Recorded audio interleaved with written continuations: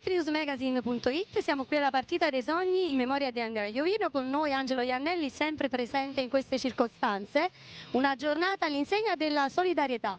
Sì, sono contentissimo, anche perché ritorno da un brutto incidente e ti posso dire che per me è una gioia immensa, soprattutto stare vicino alla famiglia Iovino. Io proprio qui su questo stadio ricordo i sorrisi di Andrea, del fratello, giocavamo, scherzavamo, proprio nella scorsa edizione della partita del cuore qui sullo stadio, mi siamo trovati a Casa Marciano, però ti posso dire che queste manifestazioni sono importanti, bravissimo Gennaro e tutta la Hollywood animazione che è sempre diciamo, un punto di riferimento sul territorio per i grandi eventi, per la socialità e per l'umanità che riesce a dare, perché coinvolgere artisti di sabato mattina con questa giornata di sole che è splendida non è semplice, quindi a me va, cioè, il mio è un plauso che va a tutta l'organizzazione, a voi di Street News sempre presenti come redazione, a Davide Napolitano, un caro amico, quindi vi posso soltanto dire uniti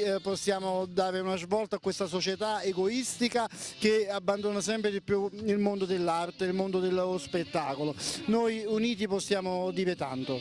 E quindi è vero, proprio arte e sport ci uniscono anche oggi. E anche oggi è fondamentale perché si dà il via, diciamo, a tanti eventi di socialità come appunto questo qua oggi della partita del cuore, ognuno nel proprio subconscio, nel proprio io deve fare la piccola parte perché abbiamo bisogno proprio di dialogo, manca il dialogo. Ok, cogliamo l'occasione per fare un saluto a tutti i lettori di Street News Magazine.